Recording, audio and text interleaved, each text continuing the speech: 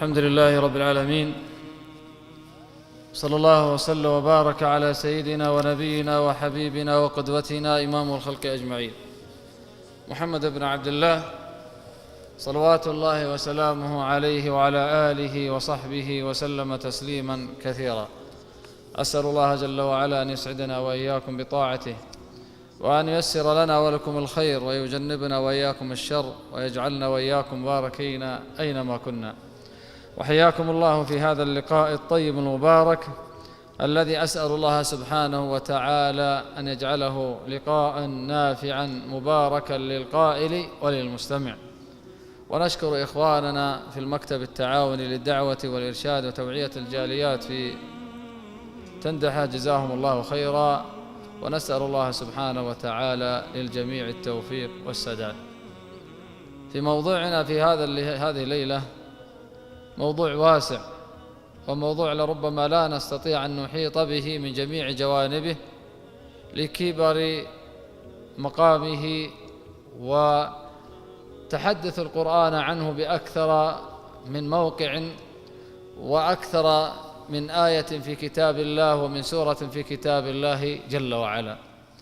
أحبتي في الله، يتفاضل البشر فيما بينهم، ويتفاضل الناس بعضهم على بعض بقدر صلاحهم وزكاء عقولهم وصلاح قلوبهم وقربهم من الله عز وجل، وأيضا إخلاص الدين لله تعالى، وكل ما فيه من الخير والهدى والتقى والصلاح يكون قرب الإنسان إلى الله عز وجل، وإنما هو محض محبة الله عز وجل للإنسان إذا كان الإنسان قريبا من الله عز وجل وقلبه مليئا من الخوف من الله سبحانه وتعالى ومحبا لله عز وجل في أقواله وفي أفعاله. الله سبحانه وتعالى اختص بعض البشر بمنازل وبمقامات لا تكتسب، إن هي إلا محض اصطفاء من الله عز وجل، كما اختص الله الأنبياء بالنبوة والرسل بالرسالة، وفضل بعضهم على بعض، فأولو العزم من الرسل عليهم الصلاة والسلام أفضل من غيرهم، ومحمد عليه الصلاة والسلام أفضلهم وأعلاهم منزلة وقدرا، صلوات الله وسلامه عليهم جميعا. الرسل أيها الأحبة في الله هم قدوة البشر، وهم هداية الخلق، وهم الواسطة إلى الله تعالى. ينزل الله عز وجل عليهم كتبه، ويشرع لهم شرائعه، ويهديهم إلى صراطه المستقيم. والرسل عليهم الصلاة والسلام يبلغون رسالات الله تعالى عنه، ويهدون الناس لشريعة الله، فوجب على البشر تصديقهم والإيمان بهم واتباعهم وسلوك طريقهم ومحبتهم في الله تعالى. وما من رسول إلا أوذي في الله تعالى، وناله من عظيم الابتلاء ما ناله، وابتلى الله عز وجل الأنبياء جميعا، وابتلى به قومه، فمنهم من آمن به ومنهم من كفر، والمؤمن له إيمانه والكافر عليه كفره. ومن أشهر الرسل ذكرا في القرآن الكريم موسى عليه صلاة الله وسلامه عليه، كليم الله، فقد ورد ذكره في القرآن أكثر من 120 مرة. ابتلي بأشهر طاغية على وجه الأرض، لأنه عبد الناس لنفسه من دون الله، وكان ابتلاء قوم موسى بهذا الطاغوت قبل ولادة موسى عليه الصلاة والسلام، إذ كان فرعون عليه من الله ما يستحق، يقتل أبناءهم ويستبقي نساءهم بسبب ما علمه أن زوال ملكه سيكون على ولد أو على يد غلام يولد من بني إسرائيل. فخاف فرعون من هذا الأمر، وقلق منه ما قلق منه، وأخذ الخوف منه ما أخذه بسبب زوال ملكه، ولذلك أمعن في قتل أبنائهم، وأمعن في قتل الذكور منهم تحديدا، وعظم الكرب بالناس جميعا وخصوصا بالنساء، حتى كان جند فرعون يحصون ويعدون النساء الحوامل من بني إسرائيل لقتل من يولد من الأبناء ذكورا واستبقاء من يولد إناثا، وعظم بذلك كرب بني إسرائيل. اشتدت محنتهم، وكم من أبوين بكيا على ما سيحصل لابنهما، لا لشيء إلا احتياطا لملك فرعون وجنده. إن فرعون علا في الأرض وجعل أهلها شيعا يستضعف طائفة منهم يذبح أبناءهم ويستحيي نساءهم إنه كان من المفسدين. وصف الله تعالى ما حاق ببني إسرائيل على يد فرعون الطاغية من البلاء العظيم، وجعل سبحانه وتعالى من منته عليهم أن نجاهم من ذلك ببعثة موسى عليه الصلاة والسلام. وإذ نجيناكم من آل فرعون يسومونكم سوء العذاب يذبحون أبناءكم ويستحيون نساءكم وفي ذلكم بلاء من ربكم عظيم. كادت بنو إسرائيل أن تفنى. لماذا؟ لأنهم قلقوا وخافوا وما بدع به فرعون من قتل الأبناء الذكور خصوصا، لأن فرعون أمر بأن يقتل جميع من يولد من الرجال أو الذكور خصوصا، ثم آل به الأمر إلى أن يترك سنة ويقتل سنة. فكان السنة التي يترك فيها الأولاد الذكور كان قد قدر الله عز وجل أن يولد هارون عليه الصلاة والسلام أخو موسى، ثم قدر الله عز وجل في السنة التي يقتل فيها الذكور أن يولد موسى عليه وعلى نبينا الصلاة والسلام. حملت أم موسى به فخافت وضاقت به ذرعا، وعظم كربها وازداد همها، وعزمت على إخفاء حملها، لم تخبر الناس، احتاطت حتى أن وضعته.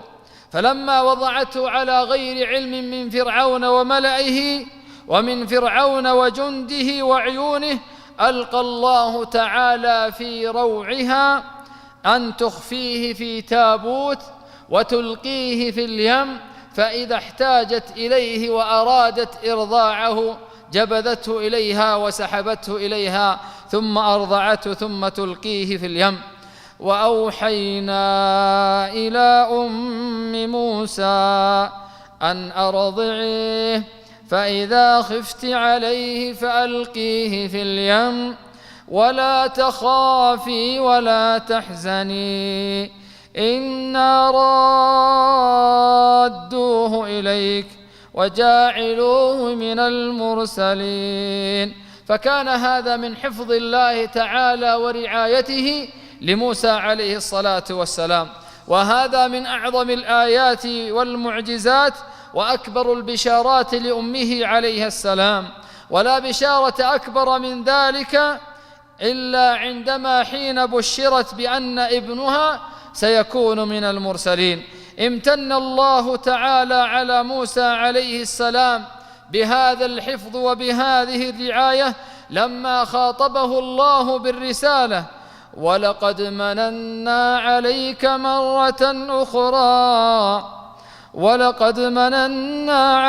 مرة أخرى إذ أوحينا إلى أمك ما يوحى أن اقذفيه في التابوت فاقذفيه في اليم فليلقه اليم بالساحل يأخذه عدو لي وعدو له. من عجيب تدبير الله أيها الأحبة في الله أن رعايته سبحانه وتعالى وحفظه وعنايته قد أحاطت بموسى عليه الصلاة والسلام من كل جانب. فأمه عليه السلام لما ألقته في النيل في البحر أو في اليم أو في النار وفقدته واشتد خوفها عليه وحزنت عليه حزنا شديدا وكادت أن تكشف سرها وتظهر للعدو أمرها وأمر طفلها ولولدها عليهم السلام. وأصبح فؤاد أم موسى فارغا إن كادت لتبدي به لولا أن ربطنا على قلبها لتكون من المؤمنين.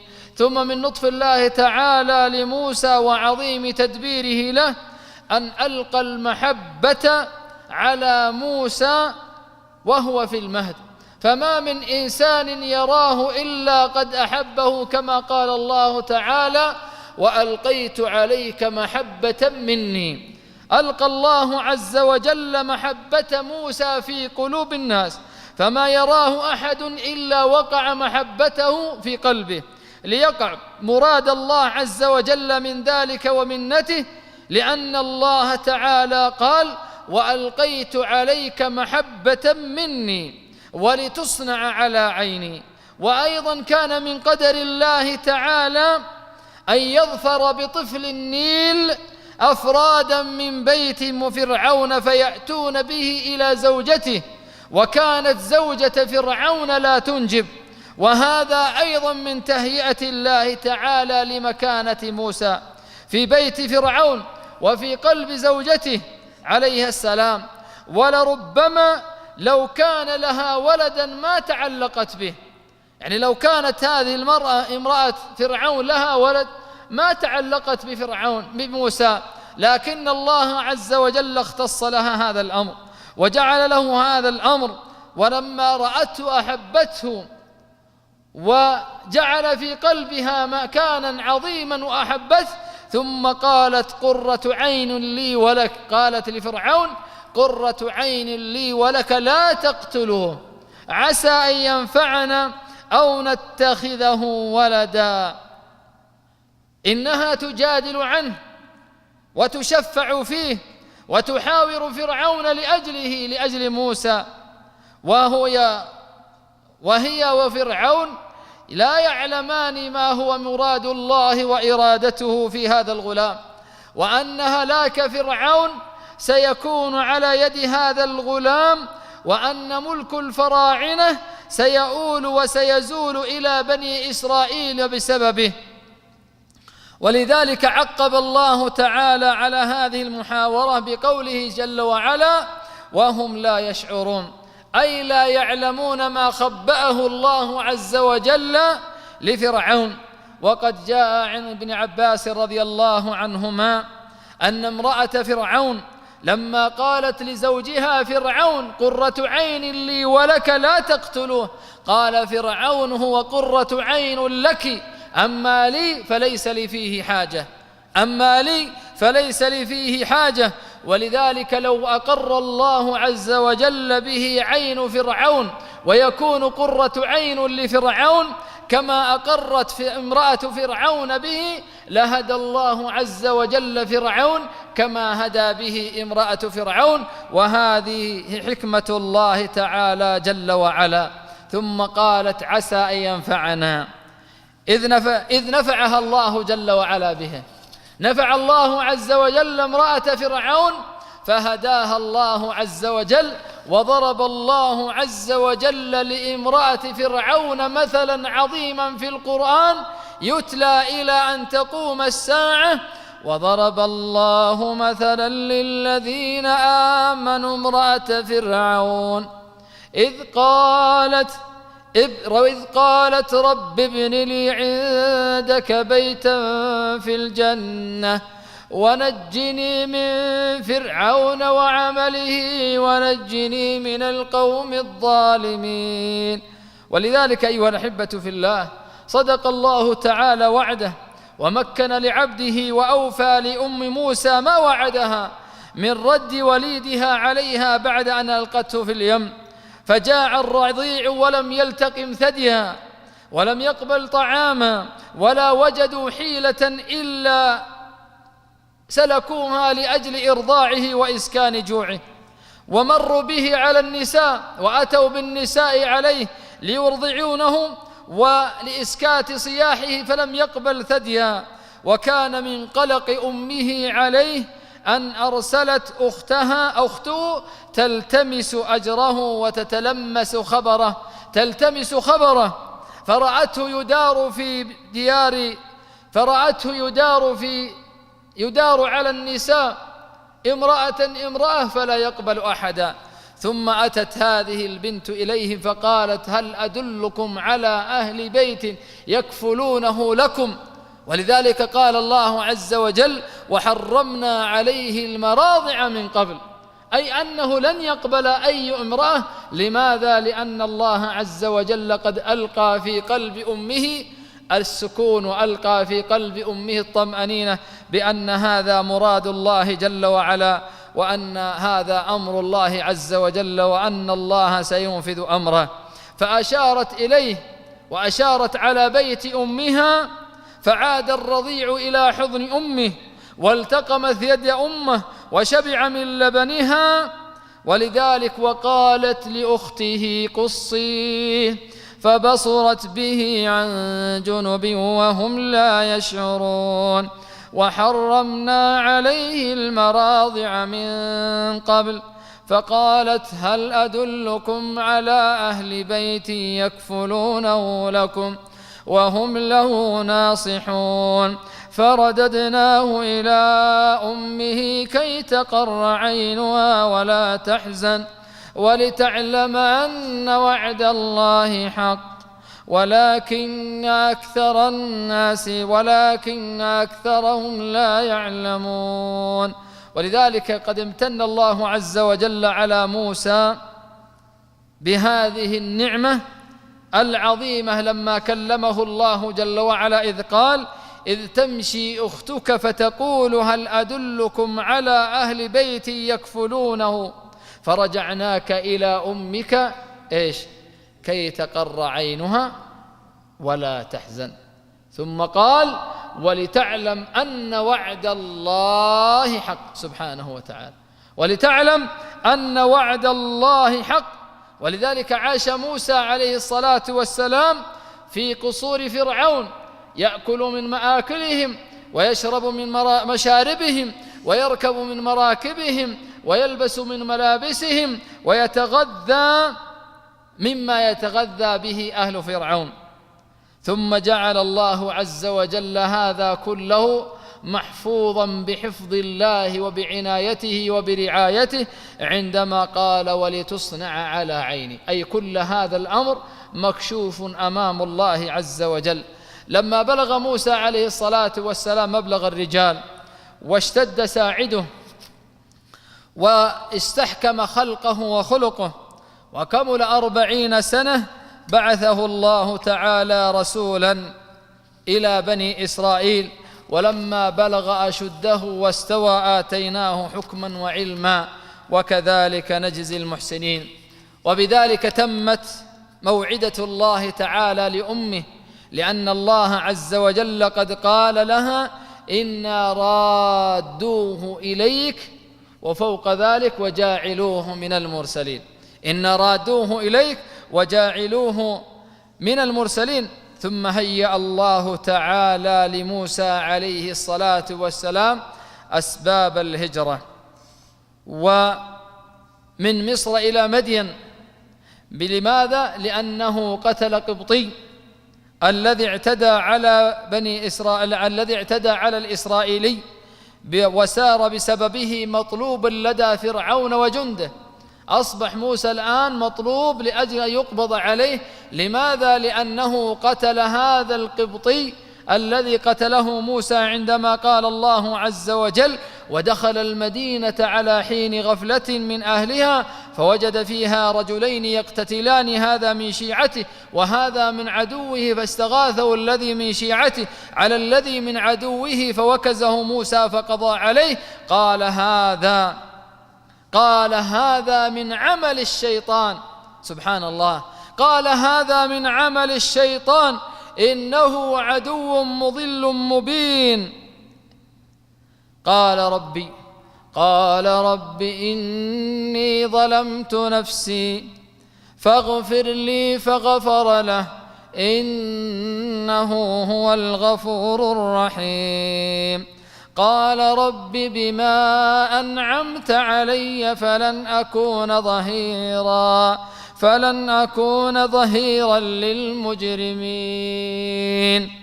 فأصبح في المدينة خائفا يترقب، لأن المسألة الآن أصبح مطارد وأصبح الآن مطلوب للأجل قبض عليه، فأصبح في المدينة خائفا يترقب. فأصبح في المدينة خائفا يترقب فإذا الذي استنصره بالأمس يستصرخه. قال له موسى إنك لغوي مبين. فلما أراد أن يبطش به ماذا قال؟ فلما أراد أن يبطش بالذي هو عدو لهما قال يا موسى أتريد أن تقتلني كما قتلت نفسا بالأمس؟ إن تريد إلا أن تكون جبارا في الأرض وما تريد أن تكون من المصلحين. يعني أنت الآن مفهوم، أنت الآن جاي تقتل وجاي تفسد، من جاي صاحب دعوة ولا صاحب خير. ولذلك لا يزال الله عز وجل يحوط الله عز وجل موسى برعايته وعنايته وحفظه وكلائه من مكر عدوه وبطشه، إذ سخر له من يخبره بما عزم عليه فرعون ومن قتله، فكان ذلك سببا في هجرته. وجاء رجل من أقصى المدينة يسعى قال يا موسى إن الملأ يأتمرون بك. سبحان الله. وجاء رجل من أقصى المدينة يسعى قال يا موسى إن الملأ يأتمرون بك ليقتلوك فاخرج إني لك من الناصحين. فخرج منها خائفا يترقب قال رب نجني من القوم الظالمين. سبحان الله العظيم، في أشد المواقف يلتجئ إلى الله عز وجل، قال رب نجني من القوم الظالمين. هاجر موسى عليه الصلاة والسلام خوفا من فرعون وبطشه، ليس معه لا طعام ولا شراب. وهكذا الرسل عليهم الصلاة والسلام تبتلى بالجوع والشدة والفراق والهجرة كما تبتلى بظلم الظالمين وأذى المشركين. يقول ابن عباس رضي الله عنهما يقول سار موسى عليه الصلاة والسلام من مصر إلى مدين، ليس له طعام إلا البقل وورق الشجر، وكان حافيا، فما وصل إلى مدين حتى سقطت نعل قدميه صلى الله عليه وسلم، وجلس في الظل وهو صفوة الخلق من الله، صفوة خلق الله تعالى، وإن بطنه للاصق بظهره من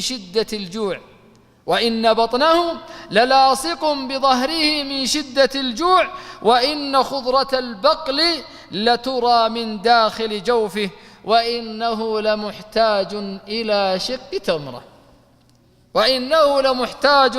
شق تمرة. لهذا أيها الأحبة في الله ينبغي للإنسان أن يعرف هذا الأمر. ولكنه عليه السلام كان قوي الإيمان، متوجها بقلبه إلى الله تعالى، متوكلا على الله، واثقا بالله، لا يتعلق بغير الله، لا يسأل سوى الله. فهيأ الله له أسباب الرعاية والكفاية في البلد الذي قدم عليه، وسخر له من عباده الصالحين.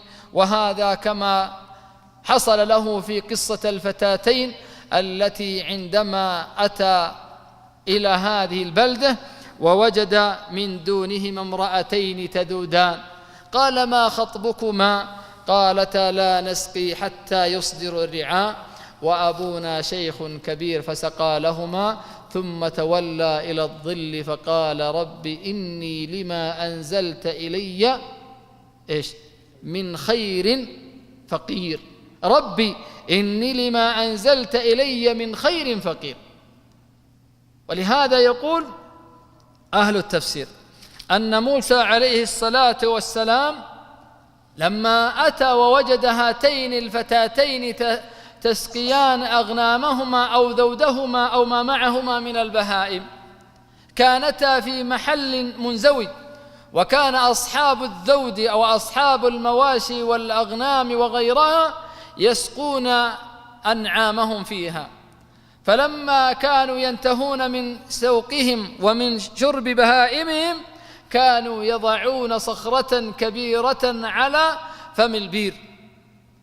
وكانت هاتين الفتاتين عندما يمشي الناس يأتون على ما بقي من الماء في الأحواض وتشرب بهائمهم أو أذوادهما ثم يرجعان إلى أبوهما.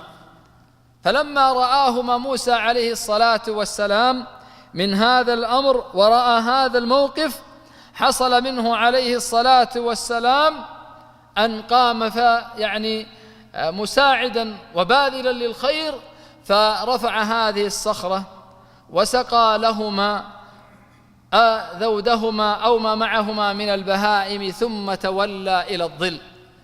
لأن هذه الصخرة يقول أهل التفسير أنها كانت صخرة كبيرة جدا، وكانوا لربما يحملها من الرجال 10 رجال أقل أو أكثر. الشاهد أن موسى كان قوي البنية وكان شديد عليه الصلاة والسلام، فحمل هذه الصخرة من على فم البئر ثم سقى لهما ثم تولى إلى الظل ثم جلس في هذا المكان، ثم كان يقول: ربي إني لما أنزلت إلي من خير فقير. إني لما أنزلت إلي من خير فقير. أخبرت هذه الفتاة أو هاتين الفتاتين أخبرتا أبوهما وقالت: يا أبت استأجره إن خير من استأجرت القوي الأمين. ثم بعد ذلك وجاءته إحداهما تمشي على استحياء. انظروا يا إخوان، وجاءتهما إحداهما تمشي على استحياء قالت: إن أبي يدعوك ليجزيك أجر ما سقيت لنا.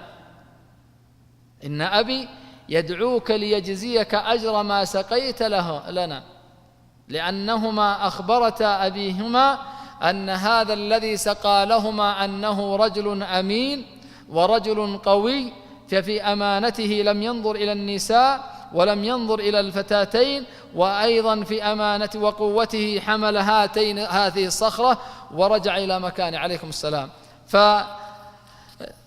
فناداه والد هاتين الفتاتين وقال له: إني أريد أن أنكحك إحدى ابنتي هاتين على أن تأجرني 8 حجج 8 سنوات، فإن أتممت 10 فمن عندك، وما أريد أن أشق عليك. يقول بيني وبينك 8 سنين. لكن قبل ذلك يا أحبتي في الله، كيف كانت هذه المرأة وهذه الفتاة ترشد موسى عليه الصلاة والسلام إلى بيت والدها؟ هل كانت تتخاطب معه؟ هل كانت تتكلم معه على طول الطريق؟ هل كانت تسأله منين جيت، وين رحت، وش بك جيتنا، وش بك كذا، وش وضعك، وش علومك، وش أخبارك، وش عندك، وش علمك، وش جابك هنا؟ لا. انظروا إلى العفة، انظروا إلى طهارة القلب من موسى عليه الصلاة والسلام ومن هذه الفتاة، طهارة العفة وطهارة القلب، وأيضا الخوف من الله عز وجل. فقال أهل التفسير في تفسيرهم أن هذه الفتاة لما كانت تذهب مع موسى إلى بيت والدها كان يقول لها موسى: تقدميني ولا أنا أتقدم؟ من الذي كان الأول يمشي؟ موسى عليه الصلاة والسلام. لماذا؟ لأجل ألا ينظر إلى الفتاة فيفتتن بها عليه الصلاة والسلام. أما الناس اليوم ففي مواقع التواصل وفي يعني فلتات العين وفي النظر، نسأل ربي جل وعلا أن يحفظ لنا ولكم جوارحنا إنه ولي ذلك والقادر عليه. فكانت هذه الفتاة تمشي وراءه. طيب كيف ترشده وكيف تخبره؟ فيقول أهل التفسير أنه كلما مضى في طريقه وحاد يمينا كانت ترمي بحجرة لأجل أن يرجع فيستمر، فإذا رجع يسار رمت بحجرة وصخرة فيرجع فيستمر، وهكذا في طريقهما. لم يتكلم معها ولم يخاطبها ولم يتحدث معها ولم يسألها ليش أنتم ما معكم أحد يقوم عليكم ولا أحد يساعدكم ولا وش وضعكم ولا وكذا وكذا مما يأتي به الشيطان من تحدث النساء مع الرجال أو الرجال مع النساء، وهكذا نسأل الله جل وعلا السلامة والعافية. ثم قال له أبوها إني أريد أن أنكحك إحدى ابنتي هاتين على أن تأجرني 8 حجج، يعني العقد الذي بيني وبينك 8 سنوات، إذا أتممت 8 سنوات خلاص اللي بيني وبينك انتهى، وإن أتممت 10 فمن عندك، على أن أنكحك إحدى ابنتي هاتين. يقول على أن أزوجك إحدى ابنتي هاتين فتختار منهما ما تشاء.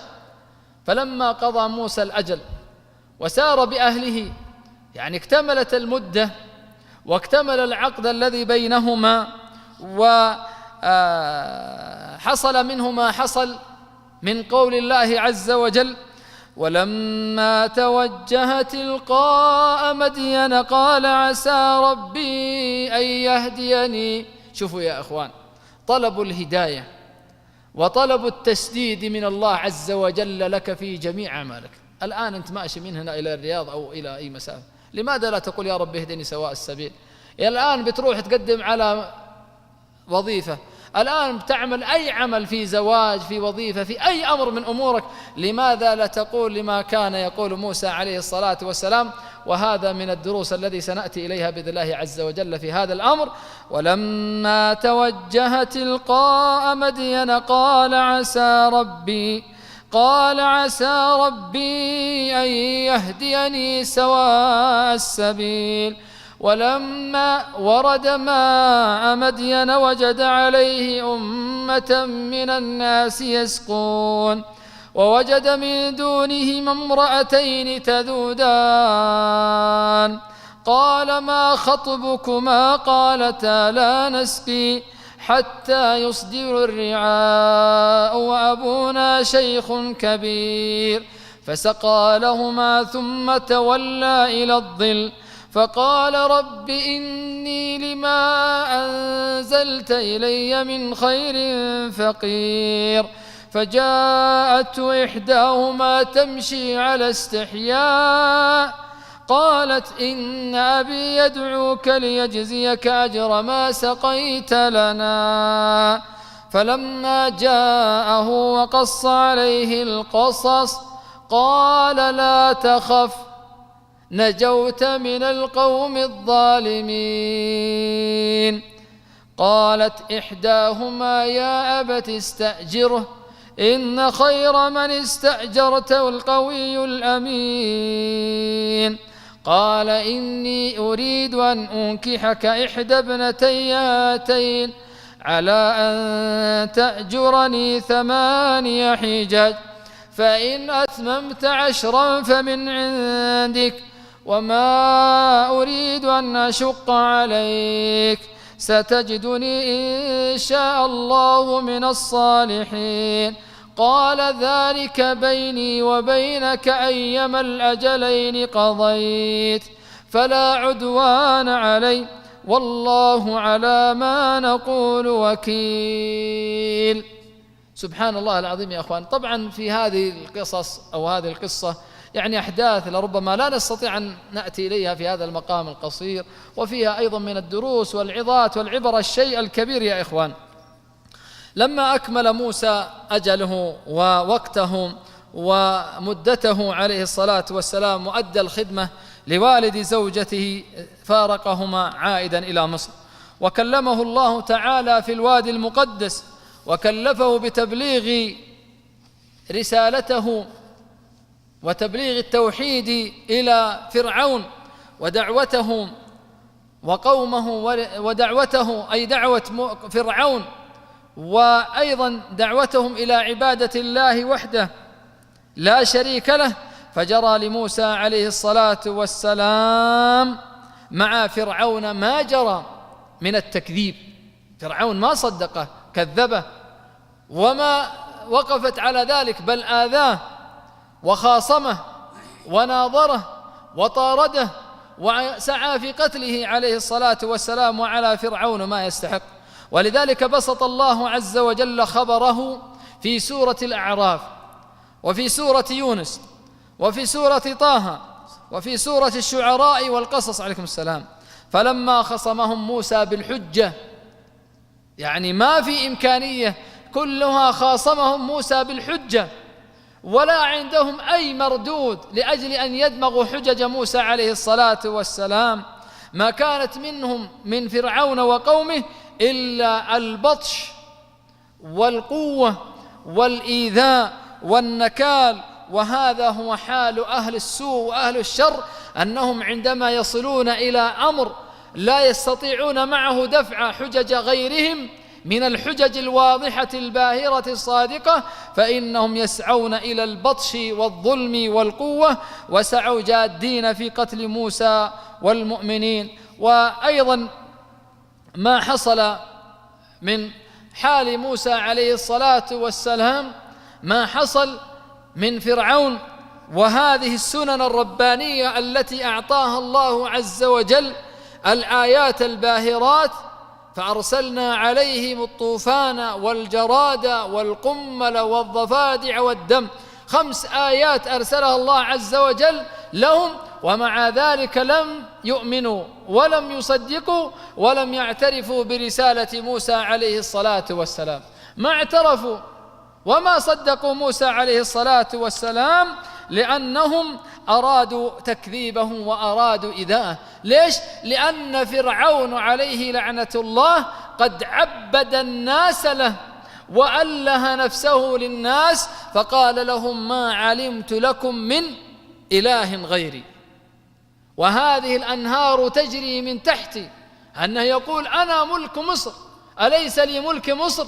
وهذه الأنهار تجري من تحتي. وكان يقول لهم ما علمت لكم من إله غيري، يقول أنا إله وأنا أستحق العبادة. ولذلك يا أحبتي في الله،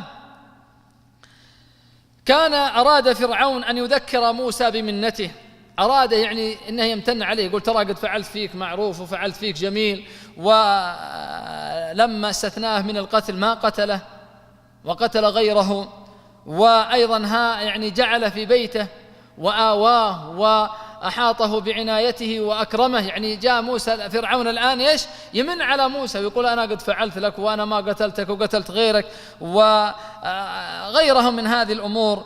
وفرعون يعني أراد أن ينقل موسى مما جاء لأجله.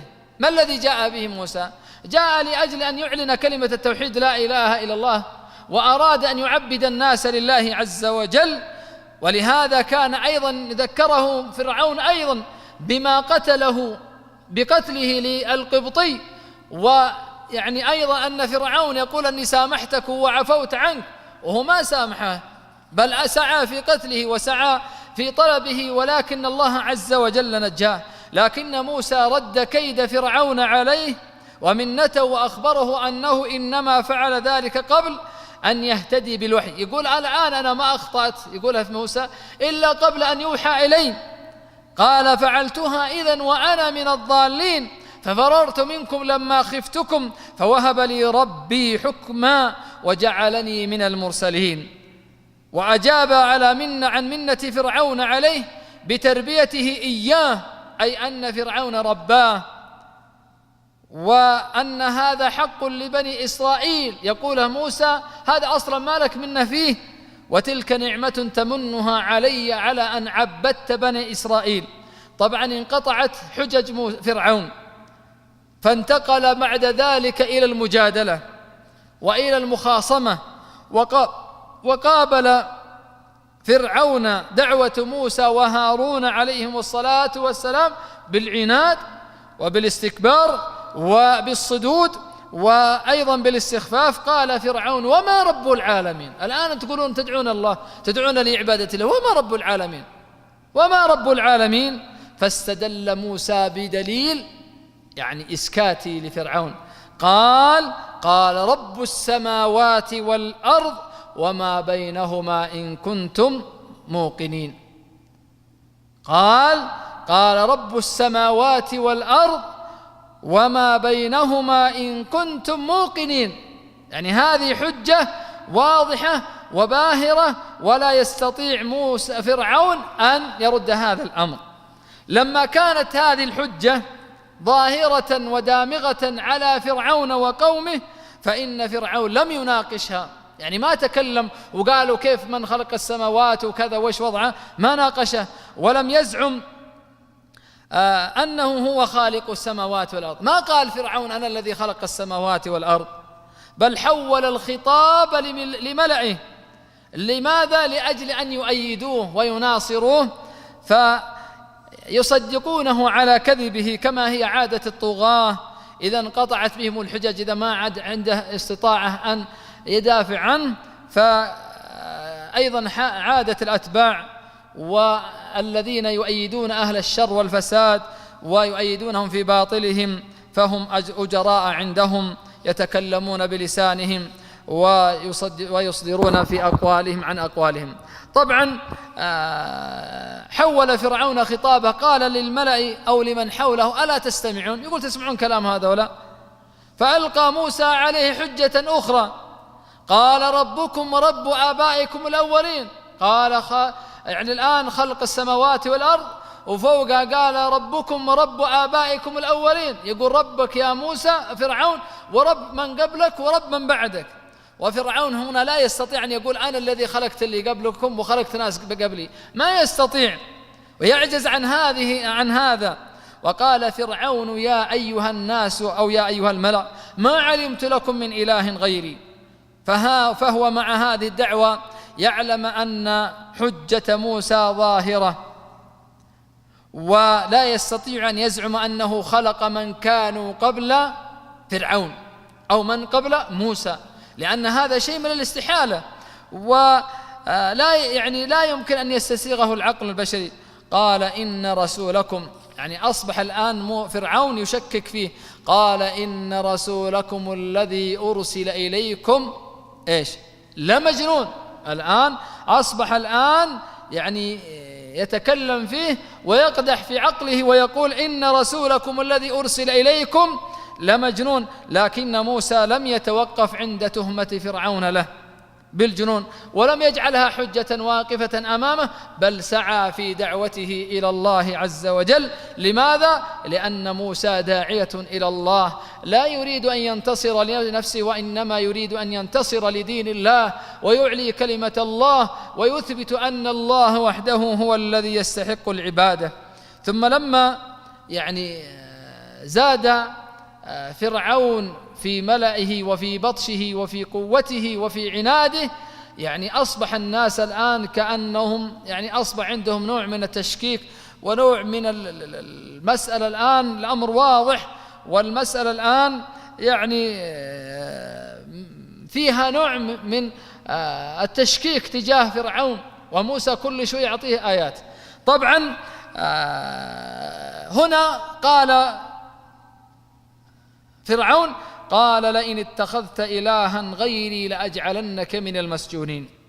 فانتقل موسى بعد ذلك من تذكيره بآيات الله تعالى الظاهرة في الأنفس وفي الآفاق إلى إثبات أنه رسول رب العالمين بآيات ومعجزات تحدث على يديه، أي تحدث على يد موسى عليه الصلاة والسلام. ولا يستطيع فرعون مع ملكه وقوته وجنده أن يفعلها ولا أن يمنعها. ليش؟ لأن من أجراها على يد موسى عليه الصلاة والسلام هو من أرسله، وهو رب العالمين، وهو على كل شيء قدير، وهذه هي طريقة الرسل عليه الصلاة والسلام. ولهذا ما هي هذه الآية التي أراد موسى عليه الصلاة والسلام أن ينهي الأمر وينهي الموضوع وينهي النقاش مع فرعون.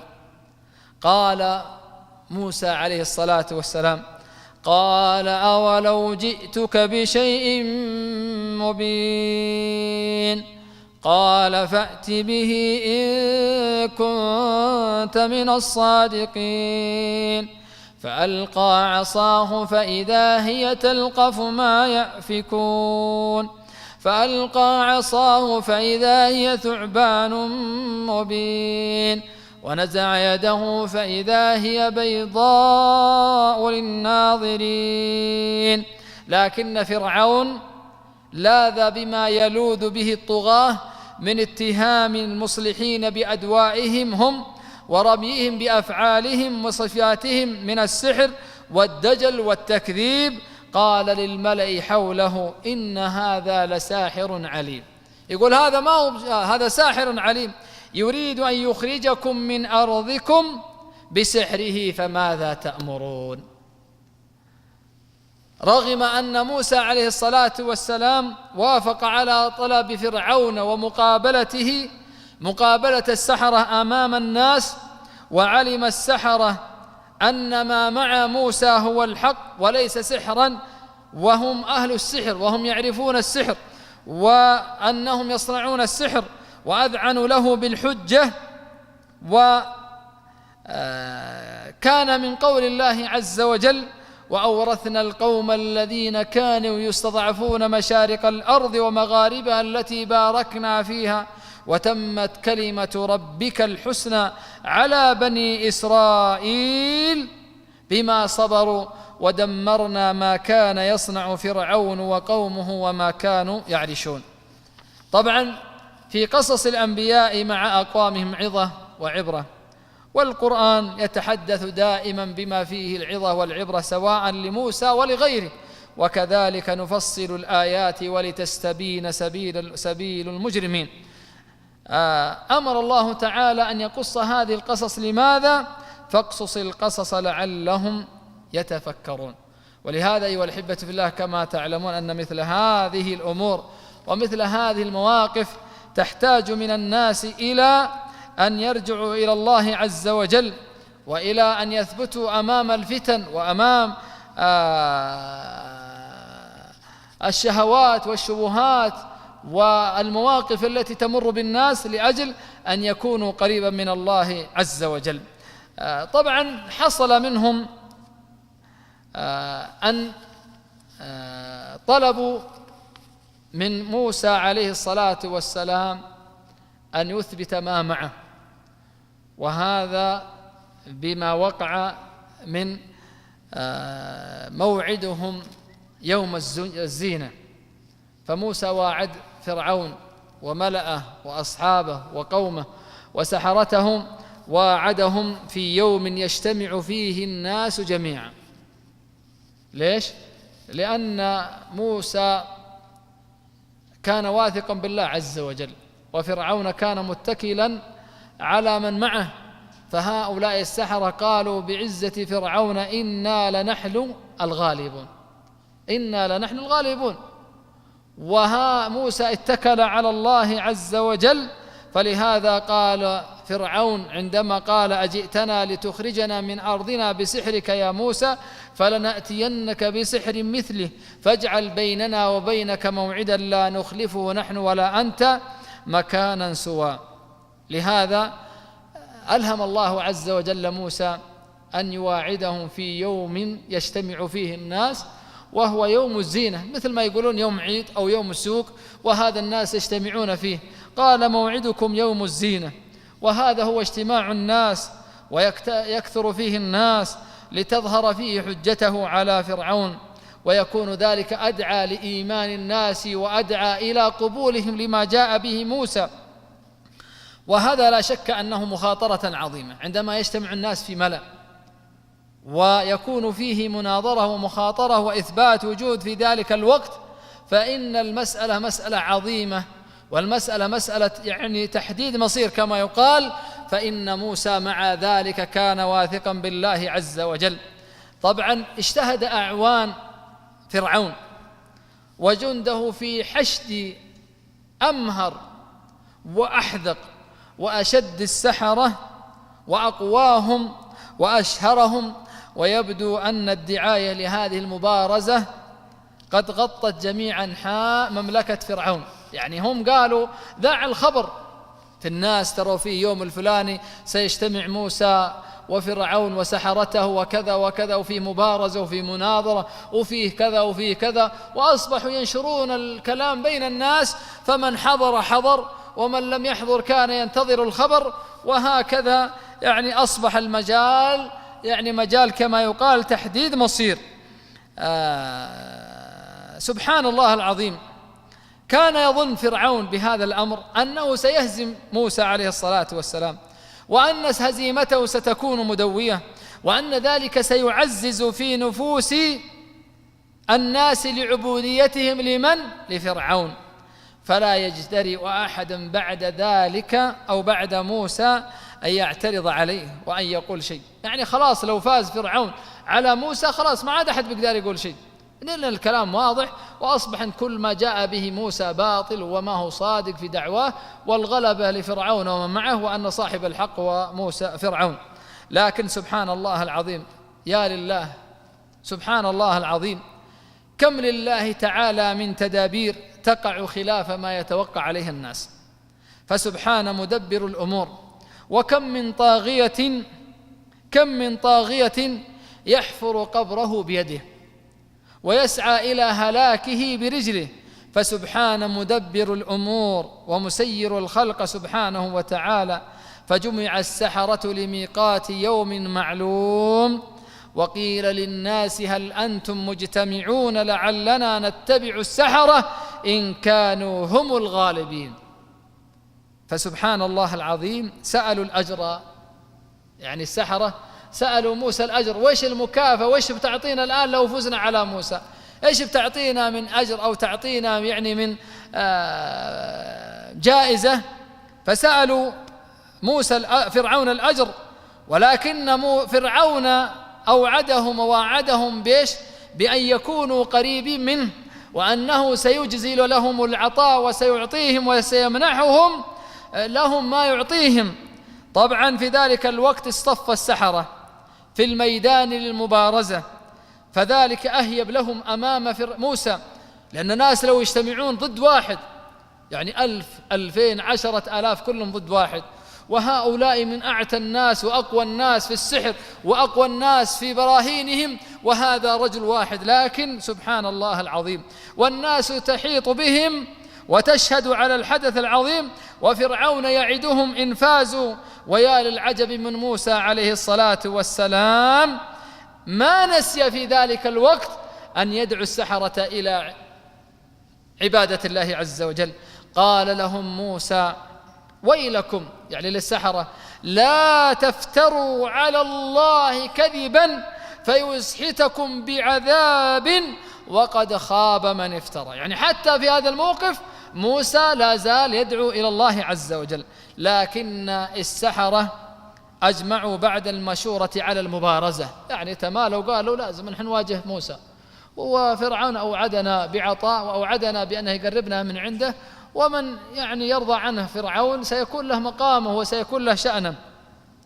فحالهم حال من يريد الظفر وإرضاء سيده. ولذلك استعجلوا موسى في بدء المعركة، قالوا يا موسى إما أن تلقي وإما أن نكون نحن الملقين. ولذلك اعتزوا بفرعون، وكان موسى معتزا بالله، فألقوا حبالهم وعصيهم وقالوا بعزة فرعون إنا لنحن الغالبون. والواقع أن السحرة برعوا في سحرهم وأتوا بالأعاجيب في فنهم، ولم يقصروا في أداء واجبهم. يعني الواقع الذي رآه والذي شاهده أن السحرة يعني جابوا كل شيء على ما طلب منهم فرعون، فلما ألقوا سحروا أعين الناس واسترهبوهم وجاءوا بسحر عظيم. ولذلك من براعتهم خشي موسى على عامة الناس أنهم يفتتنون في هذا الأمر لعظيم ما جاءوا به، فيكون سحرهم صدا عن الله تعالى وعن دين الله. فرضي الله عن موسى ما أشد حرصه على هداية الناس لرب الناس وهداية الخلق للخالق أو للحق، ولكن الله تعالى أوحى إليه يا موسى أن سحرهم سيبطل، فأوجس في نفسه خيفة موسى. قلنا لا تخف إنك أنت الأعلى وألق ما في يمينك تلقف ما صنعوا إنما صنعوا كيد ساحر إنما صنعوا كيد ساحر ولا يفلح الساحر حيث أتى.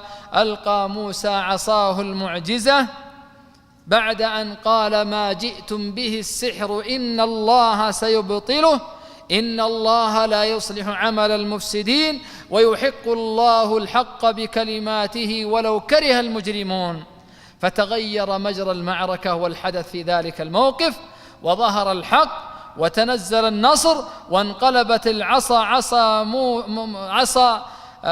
عصا موسى إلى ثعبان حقيقيا يبتلع جبال السحرة يبتلع حبال السحرة وعصيهم، وهذا لا يمكن أن يكون سحرا، إنما هذا آثار قدرة الله العلي العظيم.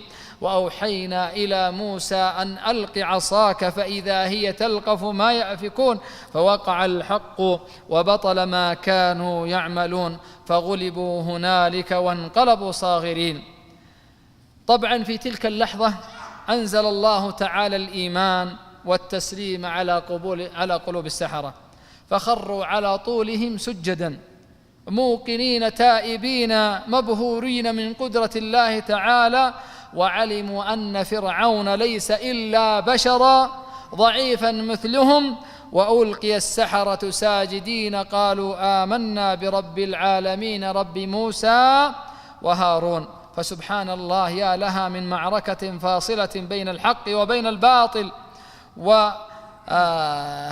من آثار قدرة الله عز وجل، ومن آثار إرادة الله عز وجل أنه إذا أراد للشيء أن يقول له كن فيكون. ولذلك أيها الأحبة في الله، لما وصل الأمر بموسى إلى هذه المرحلة، ما كان من فرعون إلا أن جد في قتل موسى، على ما قالوا خلاص ما عاد دونه إلا القتل، وهو يريد قتله، لكن إرادة الله عز وجل. فهرب موسى ومن معه وخرجوا قاصدين البحر، ولما وصلوا إلى البحر قال أصحاب موسى إنا لمدركون، قالوا الآن حصل ما كنا نخاف منه، فالبحر من أمامهم والعدو من خلفهم ولا يستطيعون أن يهربوا. قال أصحاب موسى إنا لمدركون، فماذا قال موسى؟ قال كلا إن معي ربي سيهدين. إن معي ربي سيهدين. سبحان الله، تجد موسى في جميع مراحل حياته وجميع المواقف التي مرت به دائما يلتجئ إلى الله ويتقرب إلى الله، وتجده يثق بالله عز وجل خالقه ومدبره وناصره ومؤيده. قال كلا إن معي ربي سيهدين. فأوحينا إلى موسى أن اضرب بعصاك البحر. الله عز وجل أوحى إلى موسى أن اضرب بعصاك البحر، فانفلق فكانوا كل فرق كالطود العظيم. أصبح في الطريق أو في البحر 12 طريقا يبسا. أمر الله موسى بأن يضرب البحر، فكان في البحر 12 طريقا يبسا لا تخاف دركا ولا تخشى. فلما استكمل دخول موسى وقومه البحر، وفرعون ينظر إلى الحدث ويشاهد الحدث ويرى الأمر لا يكاد أن تصدق عينيه ما يرى مما يشاهده من هذا الأمر وهذه المعجزة الباهرة، فلما اقتحم موسى ومن معه وقومه عليه الصلاة والسلام البحر، وخرجوا من الطرف الآخر إلى آخر واحد منهم، تبعه فرعون ومن معه. فلما كان آخر واحد دخول البحر وآخر واحد خروجا من موسى ومن معه، أطبق الله تعالى البحر على فرعون ومن معه. فاليوم ننجيك ببدنك لتكون لمن خلفك آية. فسبحان الله العظيم، وسبحان من بيده كل شيء جل وعلا. فوائد القصة والدروس من هذه القصة يعني كثيرة جدا، لكن نأخذ منها ما يسر الله عز وجل على عجالة. أولا، عندما قال الله عز وجل: وأوحينا إلى أم موسى أن أرضعيه فإذا خفت عليه فألقيه في اليم ولا تحزني إنا رادوه إليك وجاعلوه من المرسلين. هذه الآية جمعت أمرين ونهيين وخبرين ووعدين، فهذا من بديع صنع الله عز وجل ومن براعة هذا القرآن. كذلك من الدروس أيضا: فالتقطه آل فرعون ليكون لهم عدوا وحزنا. فهذا هو تعليل لقضاء الله تعالى بالتقاطه وتقديره له، فإن التقاطه له إنما كان بقضاء الله وقدره، فهو سبحانه وتعالى قد قدر الأمر عليه وقضى بذلك ليكون لهم عدوا وحزنا. وهذا أمر الله عز وجل وحكمة الله سبحانه وتعالى. أيضا من الدروس كذلك ومن القصص لطف الله تعالى بأم موسى بذلك الإلهام الذي به سلم ابنها، وأيضا تلك البشارة لأم موسى عندما بشرها الله عز وجل بأنه يرده إليه: إنا رادوه إليك وجاعلوه من المرسلين.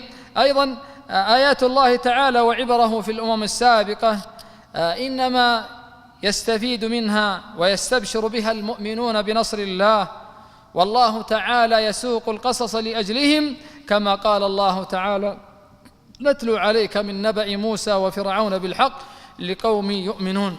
من الأمور كذلك والدروس كذلك أن الله تعالى إذا أراد شيئا هيأ أسبابه وأتى به شيئا فشيئا بالتدريج لا دفعة واحدة.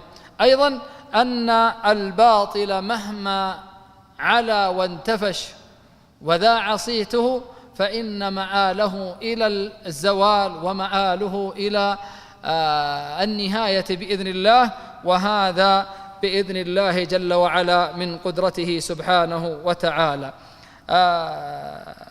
أن الأمة المستضعفة ولو بلغت في الضعف ما بلغت لا ينبغي لها أن تركن إلى الكسل وإلى الخمول ويستولي عليها الكسل وعن عدم مطالبتها لحقوقها، بل ينبغي للإنسان أن يطالب بالحق الذي له به. وهذا يدل على يعني ما سعى إليه لما استنقذ الله بني إسرائيل على ضعفها واستعبادها على فرعون وملئه منهم ومكنهم في الأرض وملكهم بلادهم.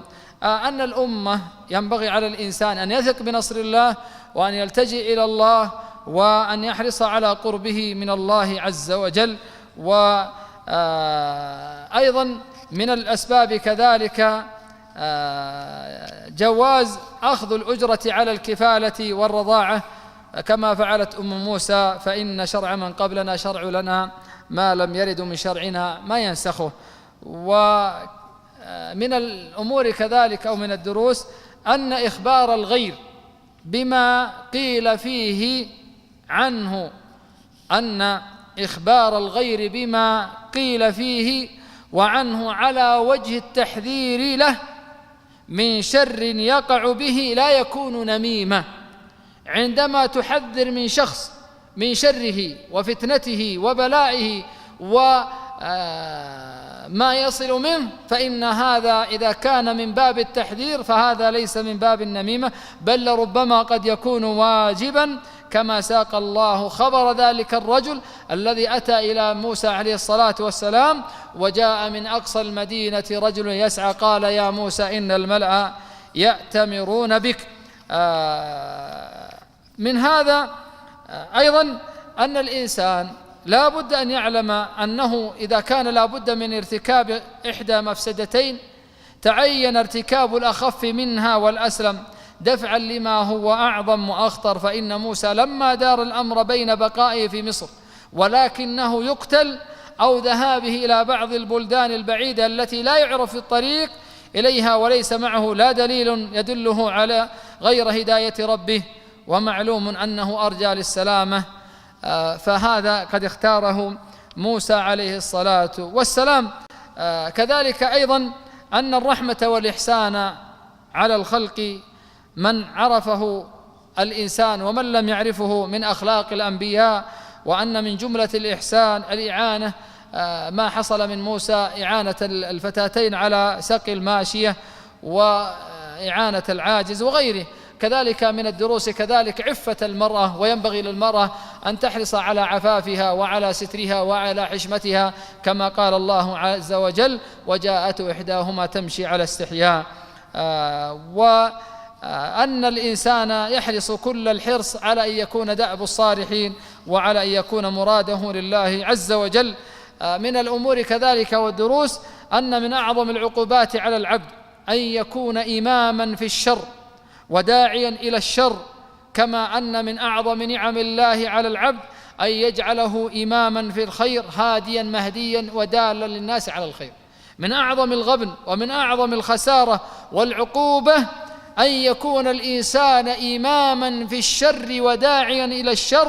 ومن أعظم النعم على الإنسان أن الله عز وجل يجعله إماما وداعيا في الخير، وهذا من منة الله تعالى للإنسان وتوفيقه للإنسان إذا فتح الله عز وجل له طريق الخير وطريق الرشاد وطريق الصلاح بإذن الله عز وجل.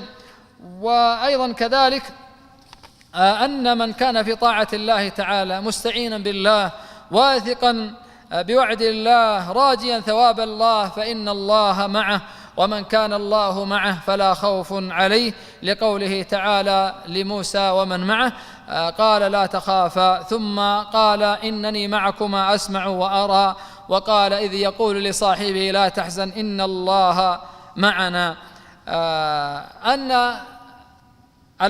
أن أسباب العذاب منحصرة في هذين الوصفين. إنا قد أوحي إلينا أن العذاب على من كذب وتولى، أي كذب خبر الله وخبر رسله وتولى عن طاعة الله وطاعة رسله. ونظيرها قوله تعالى لا يصلاها إلا الأشقى الذي كذب وتولى. حقيقة أن الموضوع يطول يا أخوان عن هذا الأمر، ويعني لربما لن نأتي به كاملا، لكن لعل الله عز وجل أن يفتح علينا وعليكم فيما تكلمنا به وفيما أردنا به. أخيرا أيها الأحبة في الله بقي أن نذكر أنفسنا وإياكم أن هذا الحدث كما تعلمون قد حصل في يوم عاشوراء، وهذا اليوم يوم عظيم نجى الله فيه موسى وقومه وغرق فيه فرعون وقومه. والنبي صلى الله عليه وسلم قد قدم المدينة ورأى الناس يصومون يوما فقال ما هذا اليوم الذي تصومونه؟ قالوا هذا يوم عاشوراء يوم أنجى الله فيه موسى وقومه وغرق فيه فرعون وقومه فنحن نصومه شكرا لله. فقال موسى نحن أولى وأحق بموسى منكم، فصامه رسول الله صلى الله عليه وسلم شكرا لله. يقول عليه الصلاة والسلام في صيام يوم عاشوراء أحتسب على الله أن يكفر السنة التي قبله، وكان يقول إن بقيت إلى قابل أصومن 9 أو 10. وقد ذكر ابن القيم رحمة الله تعالى عليه في مراتب صيام يوم عاشوراء على 3 مراتب. فالأول أن يصوم 3 أيام، أن يصوم يوما قبله ويوما بعده ويوم عاشوراء، وأن يصوم يوما قبله أو يوما بعده، وأن يفرد صيامه بيوم وحده. أسأل الله سبحانه وتعالى يجعلنا وإياكم من أهل الإيمان من أهل التقوى، وأن ييسر أمورنا ويشرح صدورنا، وأن يديم الأمن والأمان على بلاد الحرمين، ويحفظ لهذه البلاد أمنها واستقرارها ورخاءها، وأن يوفق ولي أمرنا ولي عهده إلى ما فيه صلاح البلاد والعباد، كما نسأل ربنا جل وعلا أن ينصر جنودنا المقاتلين المرابطين على الحدود. جزاكم الله خيرا وكتب الله أجركم ورفع قدركم. قد قلت ما قلت، إن كان صوابا فمن الله، وإن كان من خطأ فمن نفسه الشيطان، والله ورسوله بريان، والله أعلى وأعلم وأعز وأحكم. وصلى الله وسلم وبارك على سيدنا ونبينا محمد وعلى آله وصحبه وسلم تسليما كثيرا.